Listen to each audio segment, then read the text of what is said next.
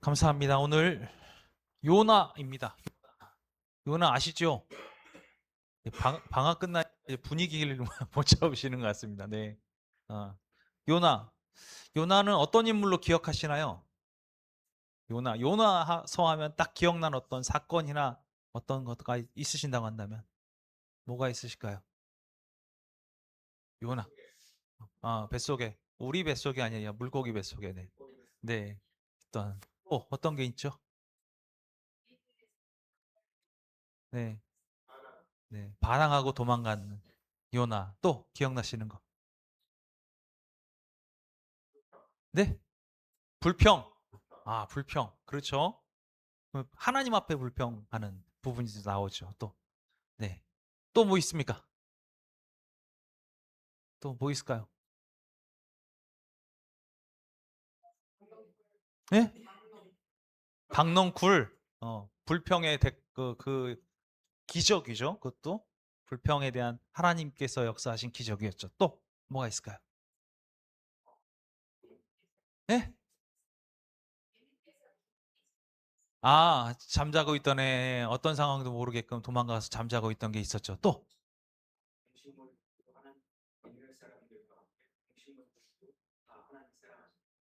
하나님이 사랑하신다는 거를 말씀하셨다. 뭐 이런 게 있었고요. 또 뭐가 있을까요? 다 아시니까 끝낼까요? 자, 오늘 그래도 하나씩 하나씩 요나서에 대해서 우리가 한 번씩 챙겨보도록 하겠습니다. 자, 요나의 이름 뭐죠? 비둘기, 비둘기. 비둘기 하면은 우리가 뭘 좀 떠올릴 수 있을까요? 네? 평화의 상징. 또, 네? 성령. 네, 비둘기가 성령처럼 역사한다. 또 뭐가 있을까요? 네? 순결. 또 기억나시는 거. 전서구. 감사합니다. 감사합니다. 네? 전서구가 뭐냐면 청소부 말고요. 전서구가 뭐냐면 그 비둘기 발에 편지 묶어가지고 날리면 그 자기한테 돌아오면 그걸로 전하는 우체부 역할, 메신저 역할하는 게 비둘기입니다. 여러 가지 이름의 뜻이 있겠지요. 근데 비둘기라는 뜻을 갖고 있는 요나. 오늘 함께 나눠봤던 내용들하고 함께 나눠보면 이 메신저의 역할, 근데 중요한 것 같고 또 순결하고 아름답고 그 다음에 성령님의 어떤 인도하심을 따라가야 한다라는 어떤 내용들하고도 일맥상통하는 이름을 가지고 있는 것 같습니다. 자, 요나서 읽어 보셨겠죠? 네. 보셨을 거라고 4장밖에 안 됩니다. 네, 꼭 읽어 보시고요. 자, 가족 배경 보겠습니다. 요나는 아미떼의 아들로 갈릴리의 한 마을인 가드 헤벨의 출신이다. 가드 헤벨. 가드 헤벨은 여러분 예수님의 고향인 어딘지 아시죠? 어디죠? 예수님을 뭐라고 부르죠? 네? 나사렛 예수. 예수님의 고향은 나사렛입니다. 주로 활동하신 곳은 갈릴리. 그래서 나사렛에서 한 4km 떨어진 곳이 어디냐면 이 가드 헤벨이에요. 멀리 떨어져 있지 않아요. 예수님의 고향하고 얼마 떨어져 있지 않은 나사렛에서 얼마 떨어져 있지 않은 그런 곳입니다. 자, 요나서 하면 많은 분들이 이거 허구야. 물고기 뱃속에 어떻게 들어갔다 살아? 뭐 이런 얘기를 하시는데 요나는 실존 인물입니다. 아까 계속 말씀하셨지만 자기 뜻대로 살기를 원했고 불평불만이 많았고 불순종하는 자였고 그렇기 때문에 어찌 보면 저와 여러분의 표본과 같은 모습이 요나일 것이다. 이렇게 보시면 될 것 같아요. 어, 뭐 우리 뜻대로 살지 않으려고 하시는 분 안 계시잖아요. 그렇죠? 불평불만 없으신 분 안 계시잖아요. 네. 우리와 비슷한 사람이었다. 이거에 대해서 좀 아셨으면 좋겠습니다. 실제로 그 가드 헤벨이라는 곳이 지도에 없는 지형인 줄 알았어요. 근데 이제 나중에 그것이 나사렛에서 얼마 떨어지지 않는 지형에 실제 그 지역이 있다라는 것을 확인하고 나서는 요나가 실제 인물이구나라는 부분을 알게 됐고, 그리고 이 요나를 가만히 살펴보다 보면 소위 얘기해서 고대 유물들 이제 발굴하잖아요. 그럼 그 유물들의 요나에 대한 흔적들이 이스라엘 곳곳에 나타납니다. 그래서 그 부분을 보면서도 요나는 실존 인물이라는 걸 알 수가 있었다라고 알고 계시면 될 것 같아요. 자, 구약 성경 요나에 대해서 어떻게 말하고 있는가? 요나는 직업이 뭐였죠?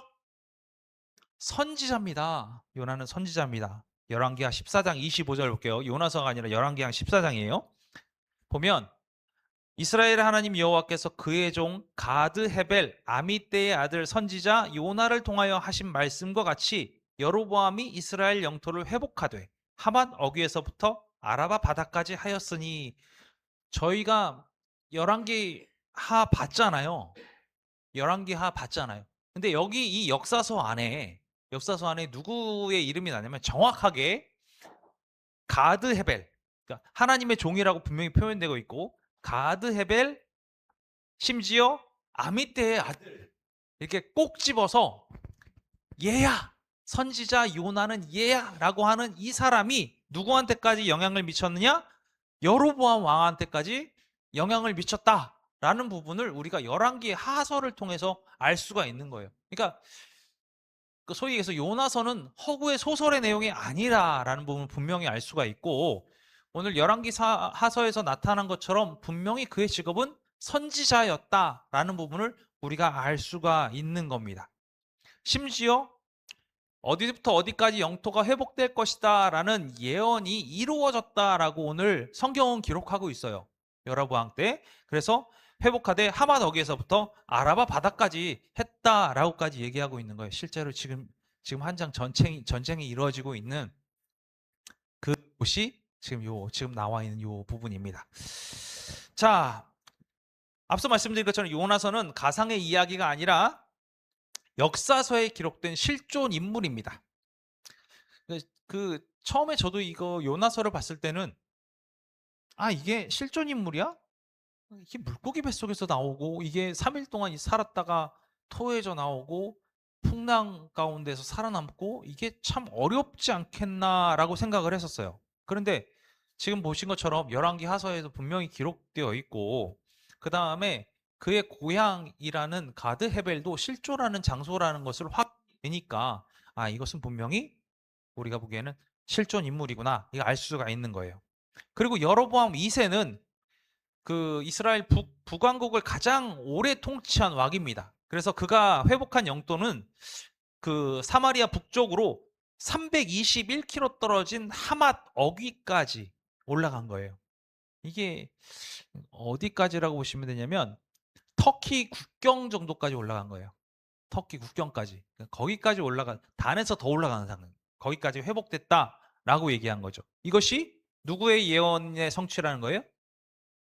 요나의 예언의 성취라, 이렇게 알고 계시면 될 것 같아요.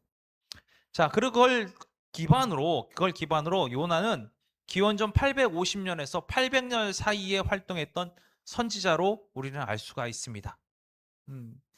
기원 전이기 때문에 큰 숫자가 앞에 나오는 거예요. 점점 줄어듭니다. 기원 전은. 그래서 850년부터 800년 사이에 활동했던 선지자로 우리가 유추할 수 있고요. 그리고 성경에 나온 대로 여로보암 2세 때 활동을 한 걸로 보아서, 그래서 아마 요나의 사역은 대략적으로 요 시기가 아닐까라고 생각을 해보고 있습니다. 그래서 이 열왕기하 14장 25절을 근거로 해서 여로보암 때 활동을 할 것 같다. 자, 불순종했다. 이제 요나서를 좀 하나씩 살펴볼 텐데, 불순종했다. 우리는 이거 분명히 알고 있습니다. 근데 오늘 아무나한테 이제 하나님 명령하시고, 하나님 그 명령을 따르라 하시고, 이 명령을 따라서 잘 살아라라고 하는데, 나는 그대로 살기 싫어요라고 얘기하면 그 사람이 성경에 기록되어지느냐? 그렇지는 않아요. 하나님 모릅니다 하고 도망간다고 그 사람의 이름을 성경에서 기록해 주진 않아요. 오늘 요나가 기록되어 있는 이유 중 하나는 뭐냐면, 그가 하나님의 종이고 하나님의 선지자였기 때문에 기록된 거예요. 하나님의 종이고 하나님의 선지자라는 얘기는 무슨 얘기냐면, 하나님의 명령을 직접적으로 듣는 사람이란 얘기예요. 그 음성을 듣고 그 음성대로 행하려고 택함 받은 사람이 누구냐? 요나라는 거예요. 하나님의 음성을 들었음에도 불구하고 하나님의 음성을 듣고 분명하게 하나님께서 지시를 내렸어요. 그런데 요나는 어떻게 합니까? 불순종하는 거죠. 하나님의 지시를 분명히 들었습니다. 1장 2절, 요나서 1장 2절 보니까 뭐라고 되어 있냐면, 너는 일어나 저 큰 성읍 니느웨로 가서 그것을 향하여 외치라. 그 악독이 내 앞에 상달되었음이니라 하시니라. 이게 무슨 얘기예요? 하나님께서 명령이에요. 너는 뭐라고 그랬어요? 너는 일어나 외치라. 명령이잖아요. 이 명령어가 분명하게 나와 있는 거예요. 일어나라. 이제 갈 준비하고 거기 가서 외쳐라. 라는 명령이 분명히 전달되었음에도 불구하고 마음이 안 맞는 거예요. 내 뜻에 합당하지 않은 거예요. 요나가 전달받은 이 내용은 무슨 얘기냐면, 꼴도 보기 싫은 사람들, 저 사람들이 우리를 계속해서 괴롭혔던 그 사람들, 우리 민족들을 계속 죽여왔던 그 사람들을 멸망하시겠다라는 것을 돌이키는, 회개를 하게끔 그들에게 시그널을 줘라, 이 얘기인데, 그들이 회개하면, 하나님을 너무나 잘 아는 요나는 그들이 회개를 하면 분명히 멸망하시겠다라는 것을 되돌리실 거라는 걸 알고 있으니까 말하기가 싫은 거예요.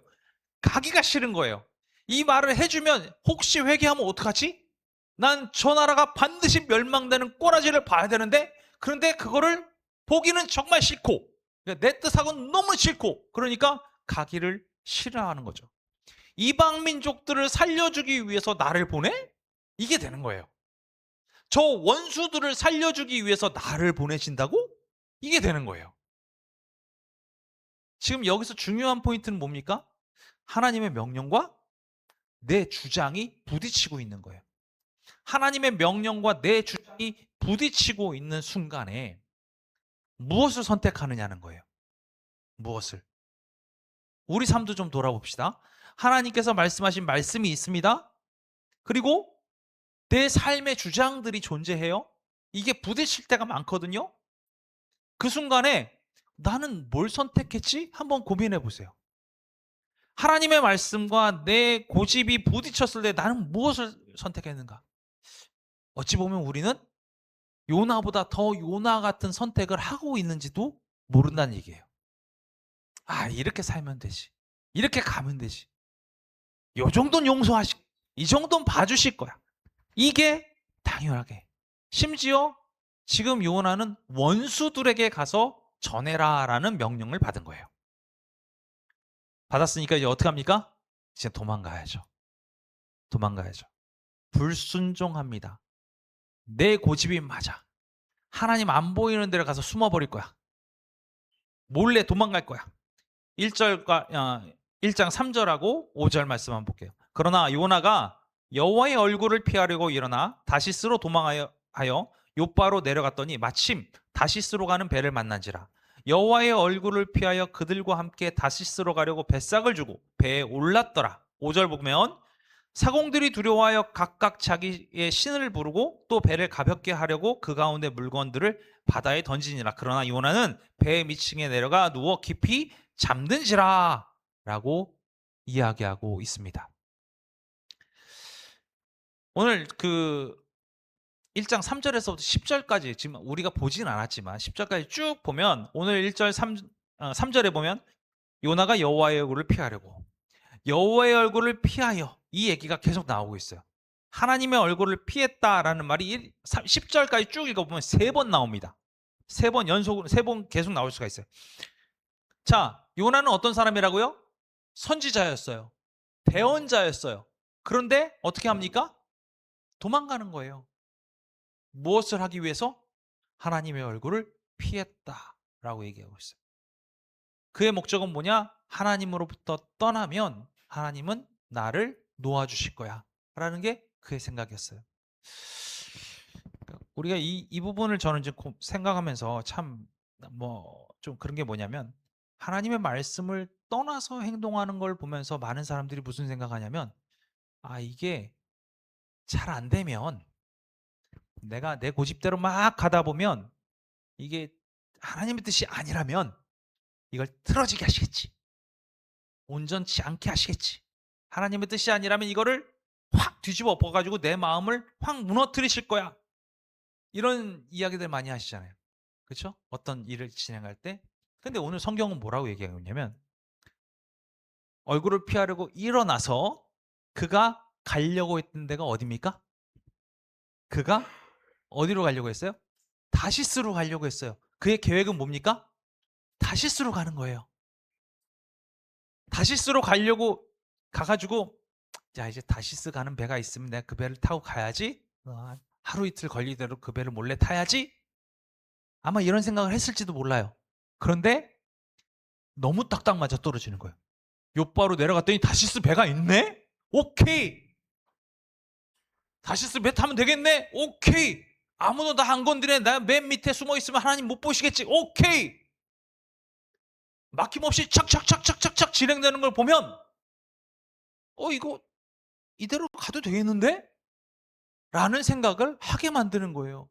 그가 하나님의 얼굴을 피하려 했다라는 사실 하나만 따지고 본다면 두려운 거예요. 두려운 거예요. 하나님 나를 어떻게 하실까? 두려운 거예요. 그런데 놀랍게도 5절에 보면 깊이 잠든지라. 깊이 잠든지라. 배 밑에 들어가니까 자기가 생각한 대로 착착 다시스 가는 배가 딱 대기하고 있어. 오케이 배상 내고 들어가가지고 맨 밑에 아는데 아무도 건들지도 않아. 딱 누웠는데 세상 편해. 이만큼 좋은 게 없어. 당신은 사랑하시는 자에게 잠을 주신다. 나는 행복하게 잠잘 수 있어. 막 이러고 자고 있는. 이런 일들이 계속 일어날 때 사실 그게 하나님의 뜻에 합한 방법이 아니잖아요. 하나님의 뜻을 멀어져가는 방법이잖아요. 그럼에도 불구하고 요나서에는 어떻게 기록되고 있어요? 너무나 내 계획대로 착착착착착착 진행되는 게 보여지고 있는 거예요. 우리가 여기서 교훈을 얻어야 합니다. 사실은. 내가 생각하고 내가 막 계획하고 있는 그 모든 것들이 착착착착착 진행되어지는 것 같은데 실제로는 그것이 어떻다라는 거예요? 하나님의 뜻과는 한참 멀어져 있다라는 거예요. 한참 멀어져 있다는 거예요. 그가 끌려 올라왔습니다. 배 위에서 끌려왔어요. 10절 볼게요. 10절 보니까 자기가 여호와의 얼굴을 피함인 줄을 그들에게 말하였으므로 무리가 알고 심히 두려워하여 이르되 내가 어찌하여 그렇게 행하였느냐? 너가 어떻게 하나님의 얼굴을 피하려고 배 밑창에서 그렇게 편안하게 잠을 잘 수가 있겠느냐? 모든 사람을 죽이기 위해서 너가 지금 그렇게 하고 있느냐? 라고 배에 타고 있는 사람들이 요나를 책망하고 있는 거예요. 다 잘 된 것 같은데, 다 잘 이루어지는 것 같은데 실질적인 건 어떻습니까? 그가 죽음의 길로 점점 내려가고 있었다는 것을 우리는 알 수가 있는 거예요. 여호와의 얼굴을 피함이라. 여호와의 얼굴을 피함이라. 우리가 주님의 얼굴을 피하지 않았으면 좋겠습니다. 여호수아가 한 말이 있잖아요. 여호수아가 모세에게 한 말이 있어요. 하나님은 보고 싶습니다. 모세 역시 하나님께 얘기하죠. 뭐라고 얘기합니까? 주의 얼굴을 나에게 보여주십시오. 하나님께서 어떻게 하십니까? 모세에게 너 나 보면 죽어. 너 나 보면 죽어. 그건 안 돼. 대신에 내가 이 바위 틈에 너를 놓고 내가 내 손으로 너 위를 덮고 너를 지나간 이후에 내가 지나가면 너가 내 뒤통수를 봐. 라고까지 허락해 주신 분이 하나님이셨어요. 하나님을 갈급해했던 사람과 하나님을 떠나려 했던 사람의 차이가 여기서 드러나죠. 오늘 떠나려 했던 요나에게 하나님은 복을 내리신 것이 아니라 광풍을 보내십니다. 광풍을 보내십니다. 큰 광풍을 보내셨어요. 선원들은 열심히 육지에 도달하기 위해서 어떻게든 살아남기 위해서 모든 것을 했습니다. 그들이 갖고 있는 모든 물건들을 다 빠뜨렸어요. 그럼에도 불구하고 바다가 잠잠해지지 않으니까 결국 그들이 행한 방법은 뭐냐면 제비를 뽑는 거였어요. 7절 보니까 그들이 서로 이르되 자 우리가 제비를 뽑아 이 재앙이 누구로 말미암아 우리에게 임하였나 알아보자 하고 곧 제비를 뽑으니 제비가 요나에게 뽑힌시라. 너야 너 때문에 이 광풍이 온 거야. 선원들한테 요나가 이제 사실대로 이야기합니다. 1장 9절에서 10절 다시 보면 그가 대답하되 나는 히브리 사람이요 바다와 육지를 지으신 하나님의 하늘의 하나님 여호와를 경외하는 자로다 하고. 참 웃기죠. 이 웃긴 거 아닌가요 지금? 지금 요나가 뭐 하고 있었습니까? 하나님의 얼굴을 피하여 도망가고 있는 사람이 자기를 소개합니다. 뭐라고 소개해요? 히브리 사람이고 바다와 육지를 지으신 하늘의 하나님 여호와를 경외하는 사람입니다. 이렇게 얘기합니다. 저는 이 구절을 보면서 좀 속상했어요. 속상했어요. 크리스찬이라고 이야기하고 하면서 아, 이제 좀 이런 얘기하기 좀 그런데 분란을 야기하는 사람들을 많이 봤어요. 서로 사랑하지 못하고 하나님께서는 합력하여 선을 이루라고 말씀하셨음에도 불구하고 크리스찬입니다. 그렇기 때문에 이것이 당연합니다라고 자신의 주장을 굽히지 않는 그런 사람들을 참 많이 본 것 같아요. 자신의 뜻에 묶여 있으면서 자신을 하나님을 믿는 사람이라고 소개하는 게 좀 부끄럽지 않은가라는 생각도 해보았어요. 우리는 서로 사랑하고 있는가? 서로 합력하고 있는가? 선을 행하고 있는가? 아니, 비록 선을 온전히 행하지 못할지라도 주님 앞에 온전히 엎드려져 있는가? 주님과 함께 동행하며 주님이 옆에 계신다고 할지라도 내가 이런 삶을 살아갈 수 있을까라는 것을 늘 회개하는 삶을 살고 있는가? 이런 것을 돌이켜보는 사람하고 그렇지 않는 사람은 완벽하게 차이가 날 것 같습니다. 오늘 우리가 참된 그리스도인이 좀 되었으면 좋겠습니다. 쭉 볼까요? 나는 여호와의 얼굴을 피함인 줄을 그들에게 말하였으므로 무리가 알고 심히 두려워하여 이르되 내가 어찌하여 그렇게 행하였느냐 하니라. 하나님을 경외하는 자인데 하나님 얼굴을 피하여 도망했습니다. 그러니까 나 때문에 이 폭풍이 일어난 겁니다. 사실대로 이야기한 거예요. 이미 이렇게 됐을 때는 아마 요나 마음이 어땠을까요? 자포자기? 내가 하나님을 피해서 도망갈 수 없구나. 나는 이제 하나님의 그 뜻대로 내가 행하지 못했으니까 이제 나는 하나님의 손에 의해서 죽임을 당할 수밖에 없구나. 아마 이렇게 생각할 수도 있었을 것 같아요. 그게 명확하게 드러납니다. 그래서 결국엔 자신을 던져라 라고 이야기를 하죠. 자신을 바다에 던져라. 그럼 너희가 구원받을 것이다 라고 얘기하죠. 14절하고 15절 말씀 보니까 무리가 여호와께 부르짖어 이르되 여호와여 구하고 구하오니 이 사람들의 생명 때문에 우리를 멸망시키지 마옵소서. 무죄한 피를 우리에게 돌리지 마옵소서. 주 여호와께서는 주의 뜻대로 행하심이이다 하고 요나를 들어 바다에 던짐에 바다가 뛰노는 것이 곧 그친지라 라고 얘기하고 있어요. 무리라고 얘기하는 건 어떤 사람들입니까? 안 믿는 사람들이에요. 선원들이에요. 선원들. 이 선원들이 누구께 부르짖고 있습니까? 하나님께 부르짖고 있는 거예요. 하나님, 제발 이 요나 하나의 생명 때문에 우리를 다 죽게 하지 마십시오. 왜 무죄한 피를 우리에게 돌리려 하고 계십니까? 제발 우리를 살려주십시오. 하나님은 하나님의 뜻대로 모든 것을 이루시는 분이십니다. 라고 그들의 입에서 고백이 나오는 거예요. 놀랍지 않습니까? 그들이 스스로 뭘 한 겁니까? 하나님을 찬양했어요. 하나님을 높였습니다. 하나님의 본질을 그들이 입술을 통해서 고백하는 것, 이것이 예배입니다. 그것이 찬양입니다. 예배가 꼭 주기도문하고 사도신경 외우고 설교를 듣고 이것이 예배가 아니에요.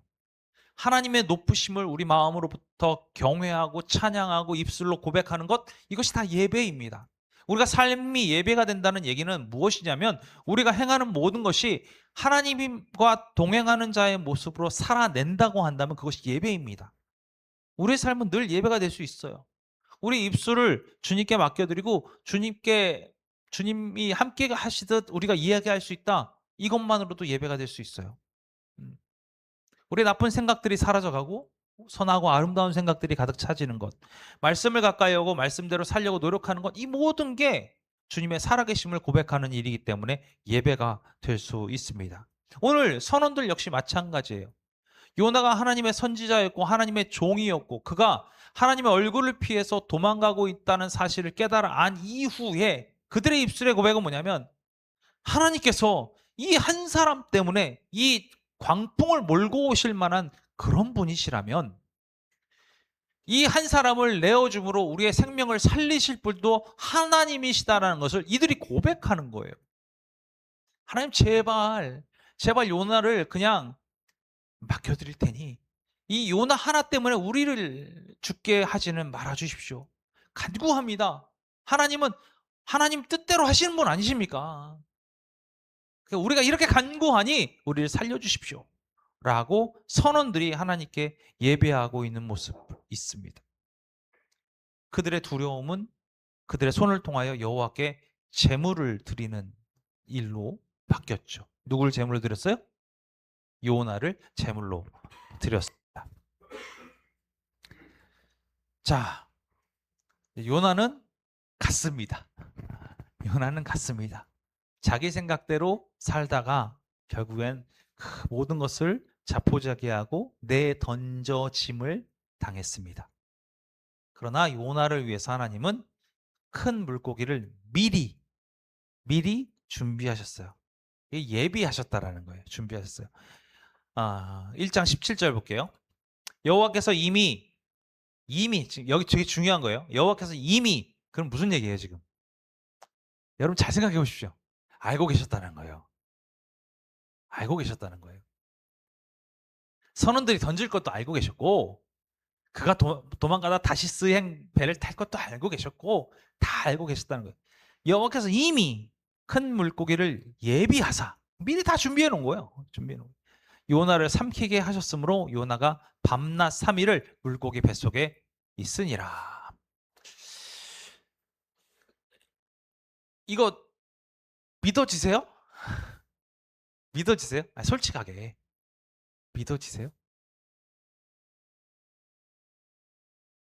희한하지 않나요? 믿어지세요? 근데 성경은 참 묘한 게 뭐냐면 참 이 초자연적인 현상, 기적과 이적에 관한 현상, 도저히 믿을 수 없는 현상들이 기록되어 있습니다. 그래서 그냥 사람들은 뭐냐면 그것은 신앙의 기준이지 실제는 아닐 것이다 라고 주장하는 사람들이 많아요. 그렇게 생각하는 사람들, 과학을 생각하는 사람들, 이 사람들의 관점에서 보면 이건 참 허구맹랑한 일이죠. 물고기가 사람을 삼키고 3일 동안 있었다? 말도 안 되는 일입니다. 그런데 신학하는 사람들이나 과학하는 사람들이나 가장 뭐라고 얘기하냐면 불가능입니다. 그런데 불가능하지 않을 수도 있습니다. 라는 얘기를 해요. 여러분 혹시 주라기 공원 보셨어요? 주라기 공원 보면 물속에서 이제 막 돌고래처럼 막 솟구쳐 가지고 뭐 잡아먹고 하는 그런 공룡들 있잖아요. 그러니까 걔네들이 어느 정도 크냐면 만약에 그 공룡의 뱃속을 우리가 들어갈 수 있다 면 지금 이 정도 될 거예요. 그 공룡의 뱃속에만 들어간다면 여기 3일 동안 살죠. 못 살지 못하죠.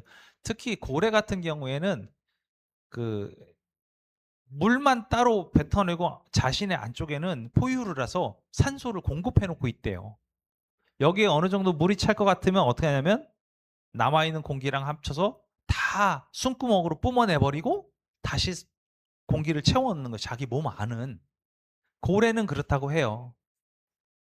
실질적으로 만약에 정말로 큰 고래가 사람을 삼켜서 그 안에 산소를 끊임없이 공급해 줄 수 있다고 한다면 3일을 살 수 있다는 거예요.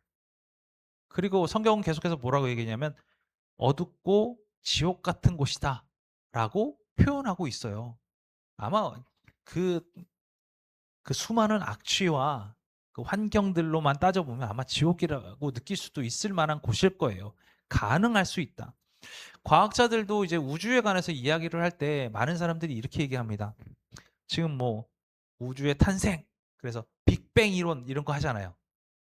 여러분 아시죠? 빅뱅 이론이 지금은 소위 얘기해서 과학자들 사이에서는 우주가 만들어진 가장 완벽한 이론이다라고 얘기를 하고 있어요. 그런데 누가 질문했어요. 뭐가 질문인지 아세요? 빅뱅 이론 알겠다. 그러면 빅뱅은 시작하는 시작점 아니냐? 이해되시죠? 시작하는 시작점 아니냐? 그럼 시작점 이전은 어떤 거냐? 이걸 물어본 거예요. 그러니까 뭐라고 얘기하는지 아세요? 시작점의 이론상에 이렇게 빵 하고 터져서 모든 우주가 만들어졌다는 걸 설명하기 위한 모든 이론들이 이 시작점에서 0.1초만 뒤로 빠지더라도 이 모든 이론들이 사라진다는 거예요. 왜냐하면 여기서 모든 물리법칙이 존재했는데 이 물리법칙이 요 이전으로 넘어가는 순간 어떤 것도 성립하는 법칙이 아니에요. 여기 있는 법칙 거꾸로 다 뒤집히는 거예요. 전부 다. 이게 플러스 현상이었으면 이 마이너스 현상 그게 동시에 존재하니까 플러스 현상 그 뒤로 0.1초만 넘어가려고 해도 물리적인 그 지금까지 우리가 생각할 수 있는 모든 과학적인 이론들이 여기서 박살이 난다는 거예요. 설명할 수가 없대요. 그러니까 여기서 0.1초만 넘어가도 이 빅뱅 이론은 궤변이 돼버리는 거예요. 궤변이. 과학도 설명을 하려면 우리가 알고 있는 지식의 한계가 있잖아요. 어쩔 수 없는 한계. 그 한계를 넘어서는 설명이 안 된다라는 걸 알고 있어요. 성경도 초자연적인 현상이 계속 나타납니다. 그러나 우리는 이 초자연적인 현상을 통해서 과학적 증명이 아니라 믿음의 고백이 있어야 돼요. 오늘 제일 중요한 건 뭐냐면 하나님께서 이미 큰 물고기를 예비하셨다는 거예요. 이미 다 알고 계시다는 사실을 우리가 믿음으로 받아야 합니다. 믿음으로 받아야 합니다. 이 믿음을 통해서 그가 가장 힘들고 어려운 순간에 하나님이 예비하신 물고기 뱃속에서 3일 동안 있었어요. 힘들고 어려운 순간에 3일 동안. 근데 그조차도 하나님의 예비하심이라는 거예요. 하나님의 예비하심. 우리는 막 어렵고 힘들고 괴롭고 무너지고 그런 사건들이 존재하면 이것은 하나님의 손길을 떠난 것처럼 느껴질 때가 많이 있어요. 도우시면 나를 이렇게 환하고 아름답고 이렇게 풍성하게 만들어 주셔야 되는데 요나를 위해서는 지옥과 같은 3일을 예비하신 거예요. 오늘 뭐 아까도 그 미국과 이스라엘과 이란의 전쟁에 관해서 잠깐 말씀을 드렸지만 지금 어떤 사람들은 지옥을 경험하고 있을지 몰라요. 언제 어느 순간에 자신의 머리 위로 폭탄이 떨어질지 모르는 삶을 살고 있을지도 모릅니다. 그러니까 이번에 가장 안타까웠던 것은 이란의 한 초등학교에 미사일이 떨어져서 140여 명 정도의 학생들이 이제 죽었는데 그런 부분들을 언제 어느 순간 그들이 당하게 될지 모르는 상황이기도 해요. 우리가 좀 기도했으면 좋겠습니다. 아까도 함께 기도하기로 원했지만 정말 이 전쟁이 빨리 끝나서 더 이상 아파하고 힘들어하는 사람들이 좀 없었으면 좋겠고 그 전쟁만 있는 것도 아니죠. 우크라이나와 러시아의 전쟁도 있죠. 강대국들이 자신의 이익 때문에 약소국들을 그냥 자신이 가진 힘으로 억누르려고 하는 부분들은 하나님의 손길 가운데 잘 해결이 좀 되어졌으면 좋겠다는 생각이 있습니다. 우리가 그것들을 위해서 또 그 일들을 위해서 상처받는 사람들, 그 사람들을 위해서 좀 기도했으면 좋겠고 그리고 이 나라의 좀 경제가 성장세에 있었는데 그런 일들로 인해서 좀 무너졌던 그런 시간들이 빨리 이제 사라지고 다시금 정상화되기 위해서 저와 여러분들이 좀 기도해 주셨으면 좋겠습니다. 오늘 요나 여기까지 오늘 함께 나눠볼 거고요. 제일 중요한 게 뭘까요? 하나님의 말씀과 나의 고집이 부딪힐 때 여러분의 선택은 무엇이 되느냐? 그리고 내가 생각한 대로 내가 계획한 대로 하나님을 떠나 사는 것도 정말 잘 되는 것처럼 느껴질지라도 그것은 그 스스로 지옥으로 가는 아주 편한 길을 열심히 가고 있는 것에 불과하다라는 분을 깨달아 아셔서 오늘 다른 부분이 아니라 하나님 말씀 붙잡고 하나님의 참된 종으로의 삶, 참된 제자로서의 삶을 잘 살아내시고 오늘 선원들이 그들의 입술을 통하여 하나님의 놀라우심을 고백했던 것처럼 우리의 삶이 늘 하나님 앞에 예배하는 삶이 되기를 위해서 살아내시는 저와 여러분 되시길 간절히 축원합니다. 기도하겠습니다. 하나님 감사합니다. 오늘 요나에 대해서 함께 공부했습니다. 요나, 그는 선지자였고 그는 분명한 하나님의 종이었지만 그의 불순종으로 인하여 많은 사람들이 어려움을 당하였고 또 그가 하나님을 피해서 하나님의 얼굴을 피해서 달려나갔던 그 모습들 때문에 그가 바다에 던짐을 당한 안타까운 사실에 대해서 우리가 함께 나눠보았습니다. 주님, 그럼에도 불구하고 주님께서는 모든 것을 알고 계셨다는 사실에 우리가 깨달아 알게 하여 주옵소서. 그래서 비록 그가 이제 앞으로 3일 동안 물고기 뱃속에서 지옥과 같은 생활을 감내한다 할지라도 그 역시도 하나님의 계획하심임을 우리가 알았사오니 어떠한 어려움이다 할지라도 이제는 주님께 매달리고 주님께 나아감으로 말미암아 우리의 삶이 그의 선원들이 고백했던 것처럼 늘 예배하는 그런 삶을 살아갈 수 있도록 인도하여 주옵소서. 세계 평화를 위해서 기도합니다. 그들이 이제 다시금 하나님의 뜻 가운데 사랑으로 서로를 사랑할 수 있게 하여 주시고 이익이 아닌 평화를 위하여 합력하는 아름다운 일이 있게 인도하여 주옵소서. 감사드리며 예수 그리스도의 이름으로 기도합니다. 아멘. 주기도문 하시겠습니다. 하늘에 계신 우리 아버지여, 이름이 거룩히 여김을 받으시오며 나라가 임하옵시며 뜻이 하늘에서 이루어진 것 같이 땅에서도 이루어지이다. 오늘 우리에게 일용할 양식을 주시옵고 우리가 우리에게 죄 지은 자를 사하여 준 것 같이 우리 죄를 사하여 주시옵고 우리를 시험에 들게 하지 마시옵고 다만 악에서 구하시옵소서. 나라와 권세와 영광이 아버지께 영원히 있사옵나이다. 아멘.